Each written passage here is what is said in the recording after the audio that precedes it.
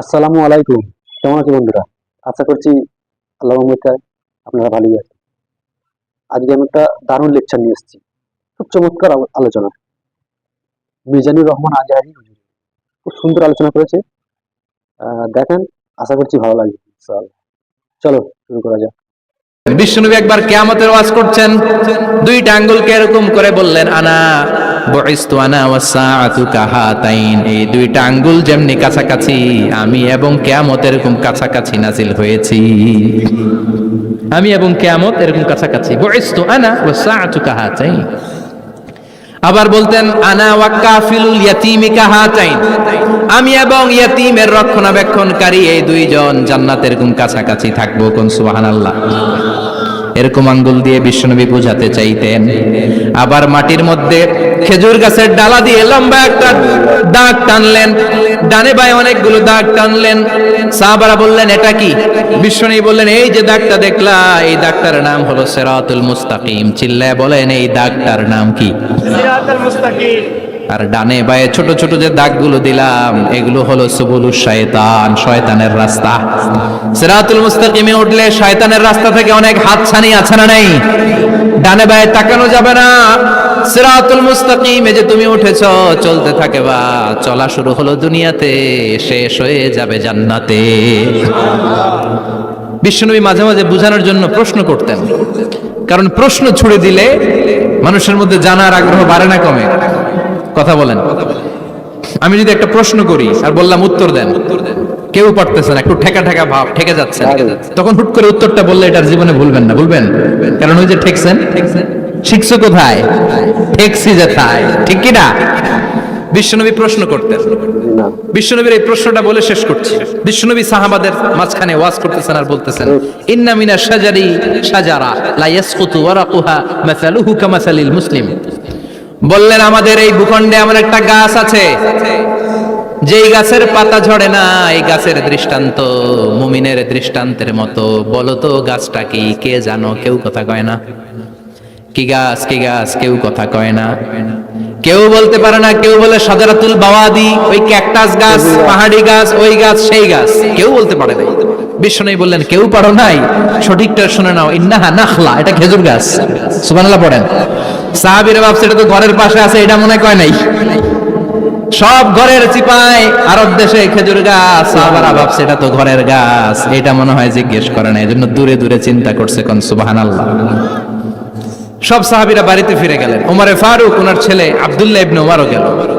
আব্দুল্লাহ বলে, আব্বা, বিষ্ণুনবী যে জিজ্ঞেস করেছিল, বলো তো কোন গাছের পাতা ঝরে না, যেই গাছের দৃষ্টান্ত মুমিনের দৃষ্টান্তের মতো?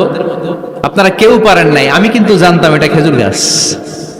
ওমরে ফারুক বললেন, বেটা কইলি না কেন? কইতে পারলে নবীর সামনে আমার কলিজাটা এত বড় হয়ে যেত। আমার কলিজার টুকরা ছেলে পেড়েছে, কেউ পারে নাই। আব্দুল্লাহ বলে, বাপ চাচা আপনারা কেউ পারেন না, আমি কই কেমনে? শরম লাগছে, শরম। সুবহানাল্লাহ কইবেন না?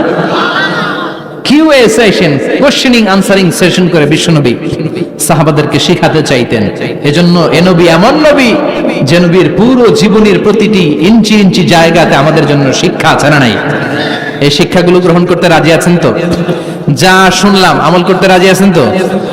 বিশ্বনবীর জীবনী গ্রন্থ বেশি বেশি স্টাডি করতে রাজি আছেন ইনশাআল্লাহ? দু চারজন কইছে খালি। সবাই রাজি আছেন তো ইনশাআল্লাহ? যাদের ঘরে বিশ্বনবীর কোনো জীবনী নাই, বাংলা অনেক জীবনী গ্রন্থ পাওয়া যায়। কোম্পানিগঞ্জের ইসলামী যে লাইব্রেরিগুলো আছে, সেখান থেকে বিশ্বনবীর জীবনী গ্রন্থ কালেক্ট করে পড়বেন। বিশ্বনবীর জীবনী হচ্ছে আমাদের জন্য মডেল, ঠিক কি না? এবং এই মডেল অনুযায়ী যদি আমাদের জীবনকে আমরা সাজাতে পারি, জান্নাতের দুয়ারগুলো আমাদের জন্য খোলা রাখবে কে? আল্লাহ আমাদের সবাইকে কথাগুলো বুঝার ও আমল করার তৌফিক দান করুক। আমরা পড়ি আমিন। অনেক দিনের সাধনা, জল্পনা কল্পনা, আপনার মোহরে নবুয়তে আমার ঠোঁটটা আমি লাগাবো। আপনার মোহরে নবুয়তের মধ্যে আমার ঠোঁটটা লাগিয়ে আমার ঠোঁটটারে আমি জাহান্নাম থেকে পরিত্রাণ করাবো। এজন্য প্ল্যান প্রোগ্রাম করে এতক্ষণ আপনার জামাটা খুলতে বলেছি। আপনার উপরে আমার কোনো হক নাই। আমার আব্বা মা, আমার সম্পদ, আমার জীবন আপনার জন্য কোরবান গো নবী। ওয়াকানা বাইনা কাতিফাইহি খাতামুন নুবুওয়া, আর পিঠের মধ্যে কাজিররিল হাজালা, কবুতরের ডিমের মতো একটা মাহরুন নবুয়া ছিল। উনি যে শেষ নবী, উনি যে প্রফেট, দ্য লাস্ট মেসেঞ্জার, এটা প্রমাণ আল্লাহ সিল মেরা দিছে বাম দিকের কাঁধে, ডান দিকে না। কোন দিকে? সাহাবারা যারা এটা দেখেছেন তারা বলেছেন যে আমরা দেখেছি এর মধ্যে কিছু চুলও ছিল, একটু লালচে ছিল, একটু উঁচু ছিল। একদিন বিশ্বনবী বললেন, বান্দার কোনো হক আল্লাহ কোনোদিন ছেড়ে দেয় না। আল্লাহর হক আল্লাহ মাফ করে, বান্দার হকের মাফ নাই। যদিও আমি নবী, আমার উপর যদি কোনো হক থাকে বলো, আমি দিয়ে দেব। কোন সাহাবী দাঁড়ায় না। এক সাহাবী দাঁড়িয়ে বললেন, নবী, যুদ্ধের ময়দানে চাবুক চালানোর সময়, লাঠি চালানোর সময় এক কাফেরকে মারতে যেয়ে আপনার লাঠির বাড়ি আমার পিঠের মধ্যে পড়েছে। আপনি যেহেতু এই কেসাসটা আদায় করতে চান, আপনার পিঠে আমি লাঠির বাড়ি মেরে এটারে শোধবোধ করে দিতে চাই। সাইয়েদনা ওমরে ফারুক হাদের জামা এরকম পড়তে শুরু করছে, আয় এদিকে আয়, তোরে শোধবোধ করাই। বিশ্বনবী বললেন, ওমর রাখো, এটা বান্দার হক, মিটাতে দাও। বিশ্বনবী বললেন, আসো তুমি এসে আমার পিঠে লাঠি দিয়ে চাবুক দিয়ে বাড়ি মারো। সাহাবী বলে, ও নবী, তখন দুর্ভিক্ষের সময়ের যুদ্ধ ছিল, আমাদের গায়ে জামা ছিল না। যখন আপনি আমার চাবুকটা পিঠের মধ্যে মেরেছেন, আমার পিঠে তখন জামা ছিল না। আপনি যদি যথা নিয়মে কেসাসটা আদায় করতে চান, আপনার জামাটা খুলেন, খালি পিঠের মধ্যে বাড়িটা মারিস। এবার আর ওমরে ফারুককে ধরে কে? এদিকে আয়, তোরে দেখাইতেছে। বিশ্বনবী বললেন, ওমর থামো, মারতে দাও। বিশ্বনবী উনার জুব্বাটা উপরের দিকে উঠালেন, পিঠের মধ্যে বাড়ি দেওয়ার জন্য ওই সাহাবীকে ডাকলেন। ওই সাহাবী বিশ্বনবীকে পিছন দিক থেকে জড়িয়ে ধরে ওই মোহরে নবুয়তের মধ্যে চুমু দিয়ে ফেলেছে। সাহাবী বললেন, নবী গো, এই নাটক করার জন্য আপনি আমারে মাফ করে দিয়েন। আপনি বিশ্বনবী, উদম গায়ে আপনারে দেখা যায় না, খালি গায়ে আপনারে দেখা যায় না। শুনেছি আপনার পিঠের মধ্যে মোহরে নবুয়ত আছে।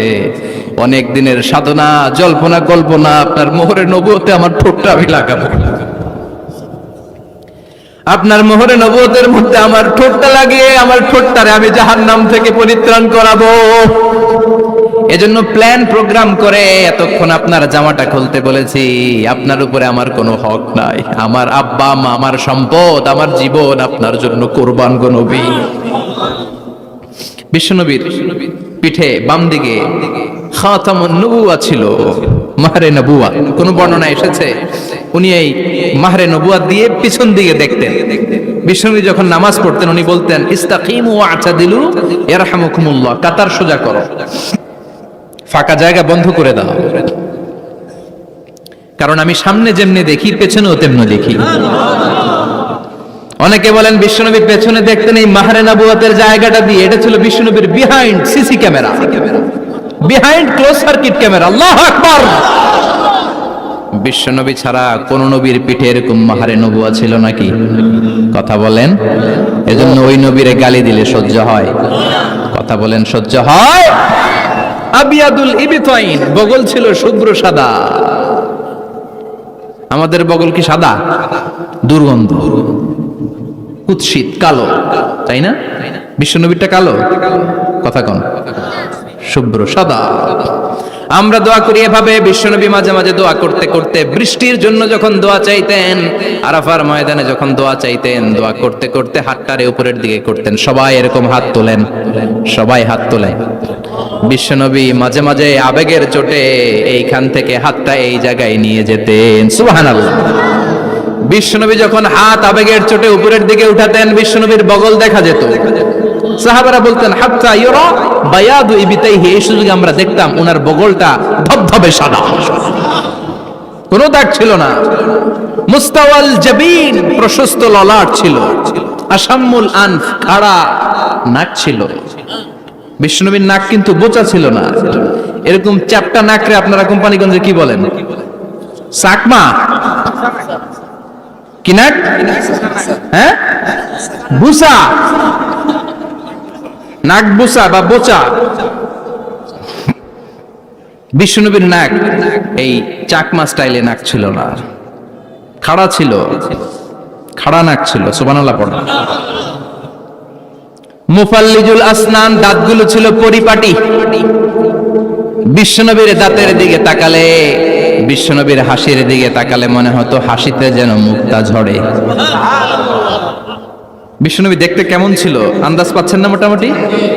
এই চমৎকার দেহটা নিয়ে যখন আয়নার সামনে দাঁড়াতেন, বিশ্বনবী জোস জোস পোজ দিতেন না। এখনকার ছেলেপেলেরা বলে আয়নার সামনে দাঁড়াইয়া দেই জোস জোস পোজ, আছে না নাই? বিশ্বনবী জোস জোস পোজ দিতেন না। বিশ্বনবী আয়নার সামনে দাঁড়িয়ে বলতেন, আল্লাহুম্মা হাসানতা খালকি ফাহসিন খুলুকি। ও আল্লাহ, আমার চেহারাটা যেমনি আপনি সুন্দর বানিয়েছেন, আমার হৃদয়টারেও সুন্দর করে দেন। What a attitude, what an attitude! কি অ্যাটিটিউড ছিল উনার! আমরা আয়নার সামনে সেজে পড়ে দাঁড়ালে চুলকে সাইজ করি, পাং করি, স্টাইল করে, ডিজাইন করি। বিশ্বনবী সুন্দর চেহারাটা নিয়ে যখন আয়নার সামনে দাঁড়াতেন, বলতেন, আল্লাহ, আমার চেহারাটা যেমনি সাদা, হৃদয়টারও সাদা করে দেন। কিছু মানুষ আছে চেহারা সাদা, হৃদয় কালো, আছে না নাই? কিছু মানুষ আছে চেহারাটা কুচকুচে কালো, অন্তরটা সাদা, এমন মানুষও আছে না নাই? বিশ্বনবীর ভেতরও সাদা, বাহিরও সাদা। সুবহানাল্লাহ। আর এই সুন্দর সাদা দেহ নিয়ে আয়নায় দাঁড়িয়ে পড়তেন, আল্লাহ, চেহারা যেমনি সুন্দর, চরিত্রটাও সুন্দর করে দেয়। এজন্য আয়নার সামনে দাঁড়িয়ে এই দোয়ার দরকার, আছে না নাই? পড়তে রাজি আছেন? মনে থাকবে না মাহফিল শেষ ভুলে যাবেন? মনে থাকবে? আয়নার সামনে আপনি যখন দাঁড়াবেন, আপনার স্ত্রী যখন দাঁড়াবে, আপনার বাচ্চারা যখন দাঁড়াবে, বলে দিবেন, বাবা, আয়নার সামনে দাঁড়ানোর দোয়া পড়ো। কত অসাধারণ দোয়া! পড়েন আওয়াজ করে আমার সাথে, আল্লাহুম্মা হাসানতা খালকি ফাহসিন খুলুকি। আল্লাহুম্মা হাসানতা খালকি ফাহসিন খুলুকি। এর মানে, আল্লাহ, আমার চেহারাটা করেছো সুন্দর, আমার আচরণ, আমার চরিত্রটাও সুন্দর করে দাও। চিৎকার করে পড়েন আমিন। তাহলে বিশ্বনবীর ব্যাপারে তিনটা কথা আমরা শুনবো বলেছিলাম, প্রথমটা শুনে ফেলেছি। মানে উনি দেখতে কেমন ছিল? আমিন। উনি দেখতে কেমন ছিল, এর মধ্যে আমাদের আমলের কিছু নাই, শুধু বর্ণনা করা আর শোনা আর বিশ্বনবীকে ভালোবাসা, ঠিক কিনা? কারণ উনার না খাড়া, আমার তো খাড়া নাও হইতে পারে। উনি সুন্দর, আমি তো শ্যামলা হইতে পারি, কারণ এটা আল্লাহর দেয়া পরীক্ষা, ঠিক কিনা? দ্বিতীয় পয়েন্ট থেকে আমাদের আমল শুরু। দ্বিতীয় পয়েন্ট ছিল বিশ্বনবীর আচরণগত বৈশিষ্ট্য। আমার নবীর বিহেভিয়ার কেমন ছিল, কন্ডাক্ট সিস্টেম কেমন ছিল, ম্যানার কেমন ছিল, মানুষের সাথে কমিউনিকেশনটা কেমন ছিল, ব্যবহারিক জীবনটা কেমন ছিল, এগুলো আমল করার দরকার, আছে না নাই? কষ্ট হচ্ছে? কষ্ট হচ্ছে? মনোযোগ আছে তো? মনোযোগ আছে না গেছে? আমরা এবার শুনবো বিশ্বনবীর আচরণ কেমন ছিল। বিশ্বনবী যখন রাস্তা দিয়ে হাঁটতেন, ইয়ামশি হাউনান, বিনয়ের সাথে হাঁটতেন। ইয়ামশি হাউনান, রহমানের বান্দারাও বিনয়ের সাথে রাস্তা দিয়ে হাঁটে, ঠিক কিনা? وعباد الرحمن الذين يمشون على الأرض هونا وإذا خاطبهم الجاهلون قالوا سلاما। রহমানের বান্দারা যখন রাস্তা দিয়ে হাঁটে, বিনয়ের সাথে হাঁটে, তারা অহংকার প্রদর্শন করে না, মানুষের সাথে বিনয়ের সাথে রাস্তা দিয়ে হাঁটে। এজন্য রাস্তা দিয়ে যখন হাঁটবো, বিনয়ের সাথে হাঁটবো। রাজি আছেন তো? নাকি অহংকার প্রদর্শন করে হাঁটবেন? বিশেষ করে যুবকেরা, 3-4 জন যুবক একসাথে হলে রাস্তায় ওদের আর কারো হুঁশ জ্ঞান থাকে না, পুরো দুনিয়াটাই মনে হয় দুনিয়াটাই আমার, আছে না নাই? না, মুরব্বীকেও সম্মান করবা, মহিলাদেরকে সম্মান করবা, তোমার জায়গায় তুমি হাঁটবা, ভদ্রভাবে হাঁটবা। ভদ্রভাবে হাঁটার দরকার আছে না নাই? উনি মুরব্বী, একদিন উনিও তোমার মতো যুবক ছিল, ঠিক কিনা? এই যে আমার কালো দাড়ি, আজীবন কালো থাকবে? কথা বলেন। উনার সাদা দাড়ি, ছোটবেলায় মনে সাদা দাড়ি নিয়ে আসছিল না? হ্যাঁ, উনিও একদিন তাগড়া যুবক ছিল, উনিও কোম্পানিগঞ্জ বাজারে দাঁড়ালে লোকজন তাকিয়ে থাকতো, ঠিক কিনা? তার মানে রং ধরা যৌবন জং ধরে শেষ। যৌবন সব সময় থাকে না, সার্টেন একটা পিরিয়ডের জন্য আল্লাহ দিয়েছে। এজন্য যুবক ভাইরা, তোমাদের রক্ত গরম, তোমাদেরকে বিনয়ী হতে হবে বেশি, ঠিক কিনা? রাজি আছো তো সবাই? বিশ্বনবী বিনয়ের সাথে হাঁটতেন। ওয়াকানা ইয়াতাবাসসাম, সবসময় মুচকি হাসতেন। কি করতেন? মুচকি হাসেন তো আপনারা? হাসেন না? মুচকি হাসবেন, কারণ মুচকি হাসতে পয়সা লাগে না। লাগে? মুচকি হাসি দেন তো একটা। এই যে সবার এখন মুচকি হাসি, পয়সা লাগছে? কথা কন। তাবাসসুমুকা ফি ওয়াজহি আখিকা সাদাকা, you would smile to your brother, it's a charity. তুমি তোমার ভাইয়ের দিকে তাকিয়ে যে মুচকি হাসবে, এত সদকা দেওয়ার সওয়াব হয়ে যাবে। বিশ্বনবী সব সময় মুচকি হাসতেন। হাসি তিন ধরনের, তাবাসসুম, দিহক, কাহকাহা। কাহকাহা মানে অট্ট হাসি, আলিফ লাইলার দত্তরা যেমন হাসি দেয় ওই হাসি। এটা নামাজের মধ্যে কেউ দিলে নামাজও শেষ, ওযুও। আর দেহেক, হালকা আওয়াজে হাসি, সামান্য দাঁত দেখা যায় মাঝে মাঝে বিশ্বনবী মজা করে এরকম হাসি দিতেন, কিন্তু সব সময় বিশ্বনবীর ঠোঁটের মধ্যে মুচকি হাসি লেগেই থাকতো। তাহলে আমরা বিনয়ের সাথে হাঁটবো, নাম্বার 1। নাম্বার 2, সব সময় মুচকি হাসবো। রাজি আছেন? ঘরে যেই স্ত্রীকে একটা মুচকি হাসি দিবেন, আজকে রাতেই দিবেন, যেই একটা মুচকি হাসি। রাজি আছেন? হ্যাঁ, ভালোবাসা বাড়াই দিবে কে? কথা কয় না। ভালোবাসার কথা আসলে আওয়াজ কমে যায়। ভালোবাসার কথাও কোরআনে আছে না নাই? আল্লাহু আকবার। আল্লাহ দাম্পত্য জীবনের ভালোবাসা তুমি বাড়িয়ে দাও। ইদাল তাফাতা ইলতাফাতা জামিআন। এই দুই একজন ওঠা বসা করতেছে কেন? ওঠা বসা করা যাবে না, বসেন।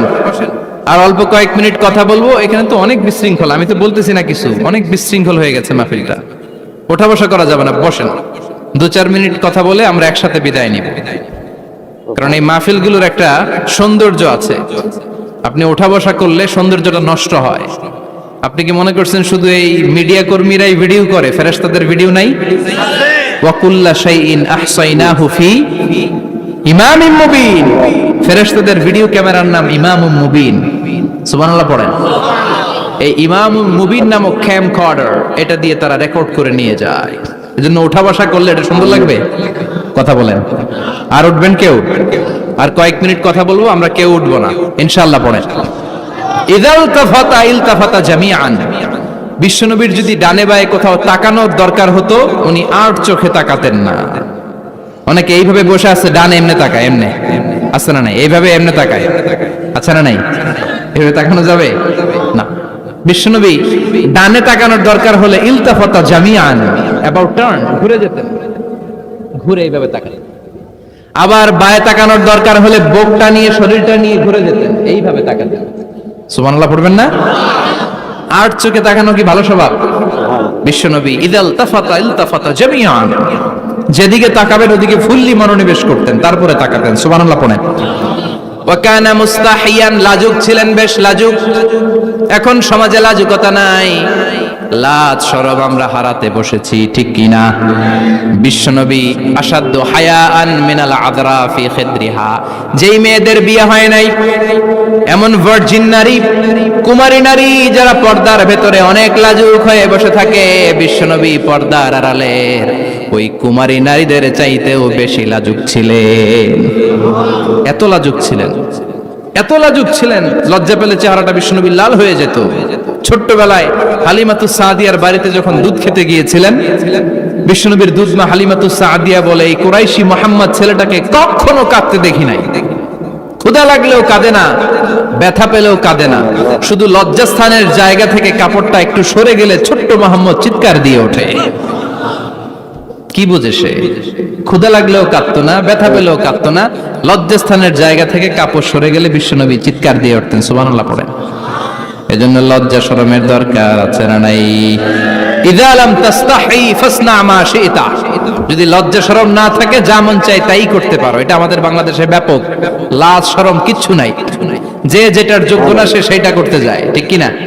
এই যে হিরো আলমের মনোনয়ন নিয়ে টানাটানি, কোন লজ্জা শরম আছে? আমার যোগ্যতা থাকতে হবে না? আমাকে রাজনীতি জানতে হবে না? আমাকে যদি আজকে বলে মিজানুর রহমান আজহারি আপনি অনেক কোয়ালিফাইড লোক, আপনি কালকেই দেশের প্রধানমন্ত্রী, আমি ওই জায়গায় বেহুশ, কারণ আমার নাই কোনো রাজনৈতিক জ্ঞান, নাই কোনো ডিপ্লোম্যাটিক জ্ঞান, নাই কোনো কূটনৈতিক জ্ঞান, এই কাজ আমার নয়। এজন্য লাজুকতার বড় দরকার। যেখানে যার বসা দরকার সে সেখানে যাবে।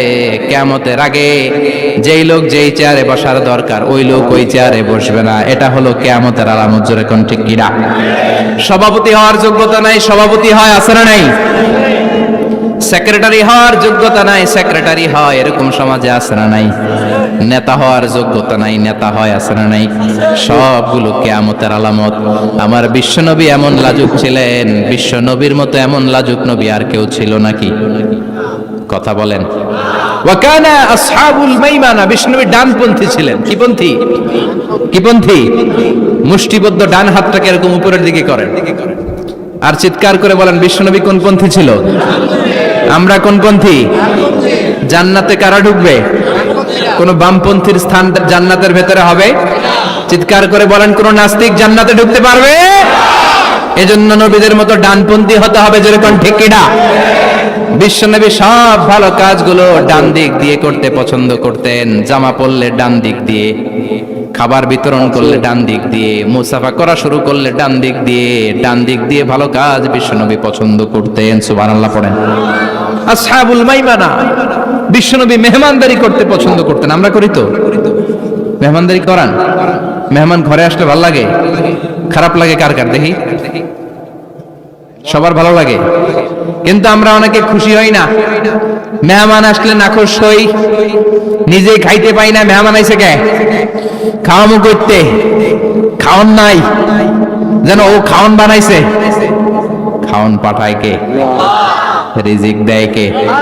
গোটা বিশ্বের সবাই মিলে আমরা একটা চাল বানাতে পারবো নাকি? ওমিয়া চাইনিজ চাউল না, চাইনিজ ডিম না, ওগুলো সবাই পারে, ঠিক কিনা? আল্লাহর বানানো ন্যাচারাল চাল, গাছের মধ্যে হওয়া যেই চাল, ধান আল্লাহ তৈরি করেছে, এরকম ধান, এরকম একটা পেয়ারা, এরকম ছোট্ট একটা কমলার টুকরা গোটা বিশ্বের সবাই মিলে বানাতে পারে নাকি? এজন্য রিজিকের মালিক কে? মেহমান আপনার রিজিকে ভাগ বসাতে আসে না, সে তো তার রিজিক নিয়ে আসে। সে আরো এসে আপনার রিজিকে বরকত ঢুকিয়ে দিয়ে যায়। চিল্লা এখন ঠিক কিনা? কারণ আমরা বরকতে বিশ্বাসী। বরকত বিশ্বাস করেন? 5 লাখ টাকা মাসে কামায়, ডাইন হাতে বা হাতে, আছে না নাই? হালাল হারাম ইচ্ছা মতো কামায়, মাস শেষে কিচ্ছু থাকে না, এরকম ডাকাইত আছে না নাই? হসপিটালের একটা বিল পরিশোধ করতে 3 লাখ চলে যায়, ঋণের বোঝায় জর্জরিত, রাতে ঘুম নাই, তার মানে বরকত নাই। আরেকজনের বেতন 20,000, কয় হাজার? বাড়ি ভাড়া 6,000, বাজার খরচ 6,000। ওয়াজটা শুনলেন তো কেমন লাগলো? আশা করছি আপনাদের ভালোই লেগেছে। এই ধরনের ওয়াজ পেতে আমার চ্যানেলটা সাবস্ক্রাইব করুন এবং আমার সাথে থাকুন, আর বেশি বেশি করে শেয়ার করুন। আসসালামু আলাইকুম রহমতুল্লাহি ওয়া বারাকাতুহু।